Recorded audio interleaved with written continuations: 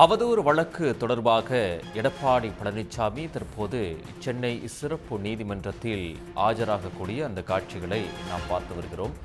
MP மற்றும் எம்எல்ஏக்களை விசாரிக்கக்கூடிய சிறப்பு நீதிமன்றத்தில் தற்போது தமிழ்நாடு சட்டமன்ற எதிர்க்கட்சித் தலைவர் எடப்பாடி பழனிசாமி ஆஜராகி வருகிறார். அந்த காட்சிகளை பார்த்து வருகிறோம். கூடுதல் விவரங்களை வழங்குவதற்காக செய்தியாளர் ரமேஷ்குமார் இணைகிறார். ரமேஷ்குமார், விவரங்கள்.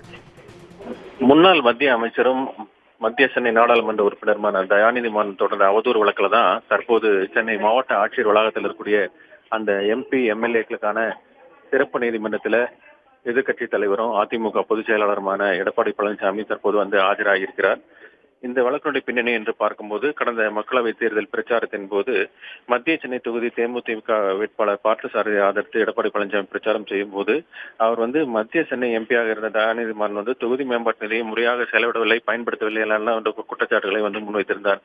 இதையடுத்துதான் சென்னை எழும்பூர் நீதிமன்றத்தில் முன்னாள் மத்திய அமைச்சர் தயாநிதி மாறன் சார்பில் குற்றவியல் அவதூறு வழக்கு, கிரிமினல் கண்டெம்ட் என்று கிரிமினல் அவதூறு வழக்கு, அதாவது கிரிமினல் டெஃபமேஷன் என்று சொல்லக்கூடிய அந்த அவதூறு வழக்கு என்பது தொடரப்பட்டது.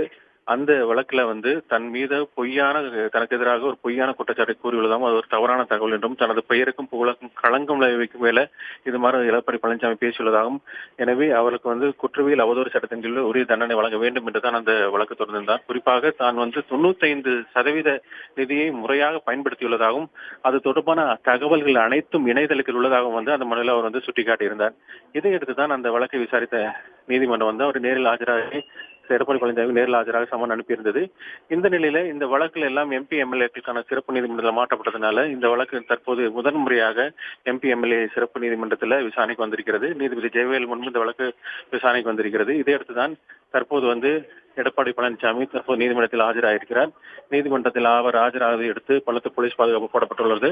அவருடன் முன்னாள் அமைச்சர்கள் சி.வி. சண்முகம், ஜெயக்குமார் உள்ளிட்ட பலர் அதிமுக கட்சி நிர்வாகிகள் வந்திருக்கிறார்கள்.